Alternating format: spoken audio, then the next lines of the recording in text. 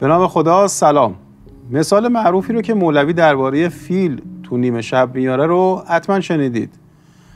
یه فیلبان از هندوستان فیل رو میاره توی شهری و خب نصف شب میرسه. یه عده خیلی عجله داشتن، میخواستن زودتر از بقیه بفهمن فیل چجوریه. میرن با اصرار یه پولی میدن به فیلبان که برن ببینن فیل چجوریه. خب تاریکی شب بود، فیل رو نمیتونستن ببینن. تلاش کردن کورمال بفهمن فیل چجوریه. یکی از اونها خرطوم فیل رو دستش گرفته بود و اومد گفت که فیل یه چیزی مثل ناودونه. یکی دیگه گوش فیل رو دستش گرفته بود و اومد گفت که فیل یه چیزی مثل باد بزنه ولی خیلی بزرگتر. یکی دیگه پای فیل رو گرفته بود و به نظرش اومد که فیل یه چیزی مثل ستونه و اومدن خب به مردم گفتن. یکی گفت فیل یه چیزی مثل ناودونه، یکی گفت مثل باد بزن و دیگری گفت مثل ستونه. وقتی روز شد و خورشید بالا اومد و مردم تونستن همه فیل رو یه جا ببینن، دیدن فیل با اینکه یه چیزی مثل ناودون داره، یه چیزی مثل باد بزن و یه چیزی هم مثل ستون، اما فیل نه باد بزنه،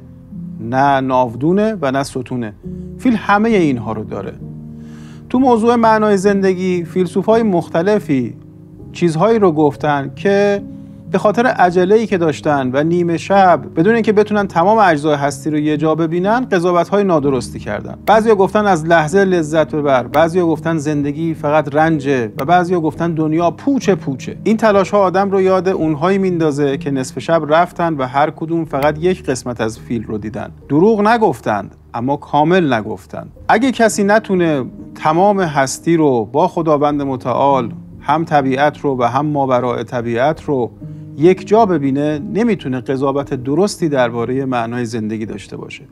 تو فصل اول از معنای زندگی تلاش کردیم که همه هستی رو یک جا ببینیم و نه فقط یک قسمت رو، تا بتونیم به یک معنای درستی برسیم.